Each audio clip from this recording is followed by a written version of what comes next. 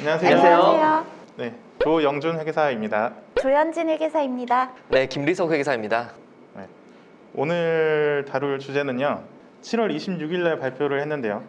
그 세법 개정안, 2021년의 세법 개정안에 대해서 발표를 했습니다. 그 중에서 제가 그 많은 사업자분들이 적용을 받을 만한 것들을 짧게 몇 가지를 좀 추렸어요.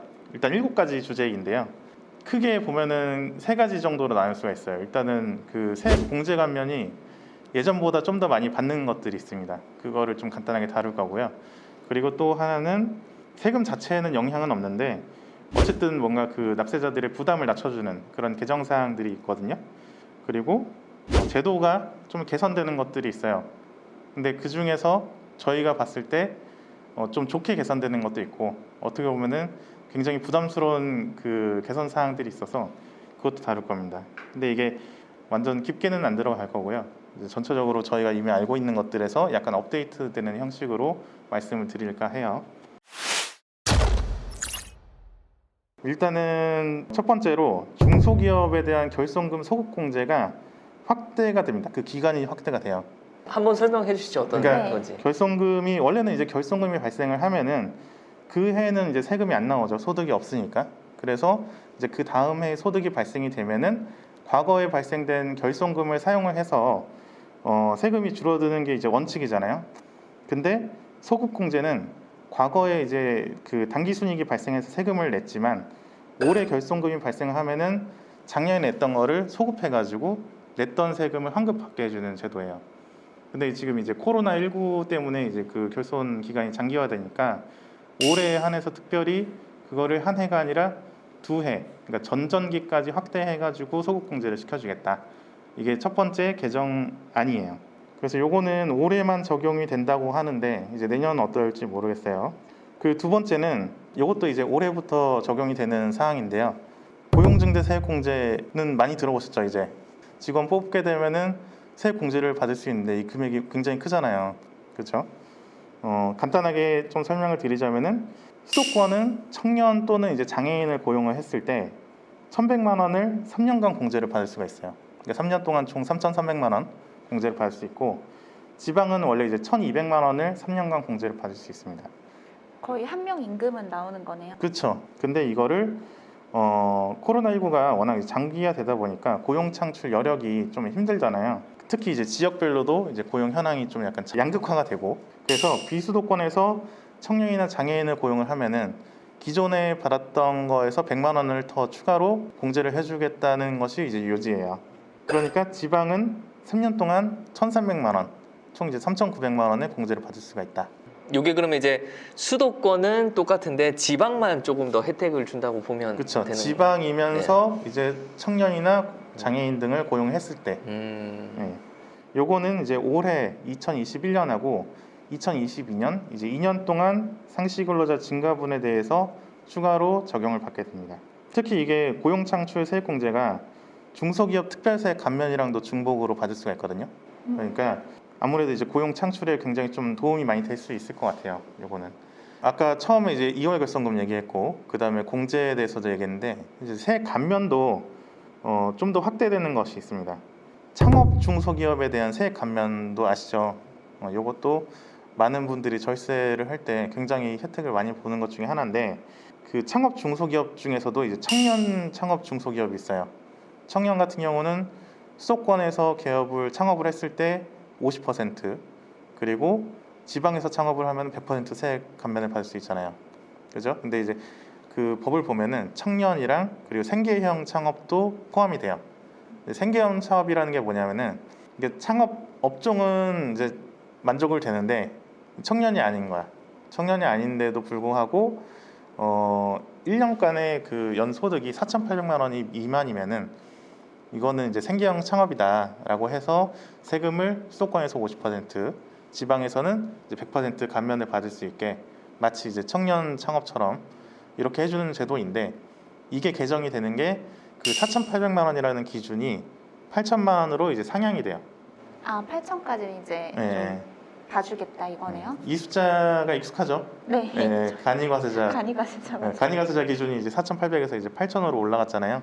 그러니까 얘도 내년부터 2022년 1월부터는 이런 생계형 창업도 4,800에서 8,000으로 늘려주겠다. 이게 이제 개정안의 이제 세 번째 내용입니다. 그 다음은 이제 세금 자체는 영향은 없는데 부담을 낮춰주는 그런 개정 사항들이 있어요.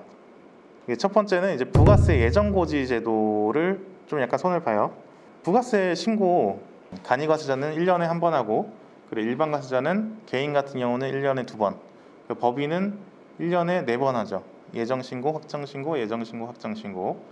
그런데 이렇게 하면은 문제가 되는 게, 간이과세자는 부가세를 1년에 한 번 내니까 몰아서 내잖아요. 그러니까 일반 과세자도 6개월에 한 번씩 내서 좀 몰아서 내니까 그 부담을 좀 완화시켜 주겠다고 하는 게 예정고지 제도. 그러니까 간이과세자가 1년에 한 번 내는 거를 쪼개서 작년에 냈던 거에 절반 정도를 미리 내 가지고 부담을 좀 약간 분산시켜 주는 거죠. 중간연합 같은 느낌으로 그렇죠? 하는 거죠? 맞아요. 예. 그래서 그거를 예정 고지, 그러니까 말 그대로 고지를 해줄 테니까 그대로 그냥 납부만 해라. 이런 제도예요. 근데 원래는 그 예정 고지되는 금액이 30만 원 미만이면 안 내도 됐거든요. 이 금액이 이제 50만 원으로 늘어납니다. 예정 고지할 금액이 50만 원이 안 되면은 그마저도 안 내도 된다. 예정 고지 때는. 근데 아까도 얘기했지만 이제 최액에는 영향이 없다 그랬잖아요. 네. 1년 몰아서 내는 그 금액 자체는 변동은 없어요. 근데 중간에 잠깐 한번 거쳤다 내는 그 거치는 금액이 작으면은 일단 얘도 나중에 그냥 한 번에 내라. 이런 얘기라고 보면 돼요. 사실 납세자 입장에서는 어차피 고지 내는 거에 대해서 내는 거니까 올해 뭐 고지서 날라오면 뭐 내는 거고 안 날라오면 안 날라온 것보다라고 하지, 보통 의심은 잘 안 할 것 같아요. 30만 원에서 50만 늘어났다고 해도 맞아요. 어차피 고지서 날라오면 내고 아니면 안 내는 거니까. 근데 사실 그러니까 네. 이것도 장단점이 있는 것 같아요. 근데 납세자들은 특히 이렇게 부가세 납부하는 금액이 작은 납세자들 같은 경우는 그 1, 2만 원에 굉장히 민감하거든요. 맞아. 그러니까 언제는 이제 예정고지를 냈다가 그 다음에 안 내가지고 한 번에 내면은 갑자기 내가 세금이 많이 늘어났다고 생각해요. 맞아. 그래가지고 맞아. 막 우리한테 막 얘기를 할 때가 있어요. 왜 이렇게 이번에 세금이 많이 나왔어요? 매출은 작년이랑 똑같은데 이런 식으로 저희가 좀 약간 설명드릴 때마다 항상 좀 곤혹을 치르고 있어요. 맞아. 근데 어쨌든 도움을 주기 위해서 음. 이렇게 개정이 되는 거다. 그렇네요. 그 다음 거는 이건 이제 내년부터 적용이 될 개정 사항이에요. 납부 지연 가산세에 대한 부담이 완화가 됩니다. 그 보통 저희가 이제 세금을 납부를 할 때 세금 납부 기한 안에 납부를 안 하면은 가산세가 붙잖아요. 그렇죠? 근데 그게 어느 정도 붙는지 아세요? 하루에 0.025%가 예, 몇 퍼센트죠? 0.025%. 아, 0.025%. 아 맞아요. 만 분의 25 이렇게. 네, 맞아요. 만 분의 맞아요. 25라고 계산을 하는데, 그러니까 연으로 따지면은 그러니까 0.025% 곱하기 이제 365일 하면은 그게 9.125%거든요. 아, 연간 10% 정도 되겠네요. 거의 그렇죠. 사채인데요? 야. 그러니까 이자율이 굉장히 높단 말이에요. 그래서 이제 이거를 낮추겠다라고 이제 개정안에 들어가 있어요. 아. 근데 정확하게 얼마를 낮추겠다라는 건 없고, 범위는 대략 이제 아까 연 한 9. 몇 %에서 한 7에서 8% 정도로 1, 2% 포인트 정도를 좀 낮추겠다. 이렇게 되어 있는 게 현재 아니에요. 이게 금액이 작으면은 사실 자잘한데 금액이 또 커지면은 이것도 굉장히 좀 클 수는 있어요. 그렇게 해서 이제 세금 자체에는 영향은 없지만 어쨌든 납세자의 부담을 줄여주는 그런 개정안에 대해서 좀 두 가지를 더 살펴봤고요.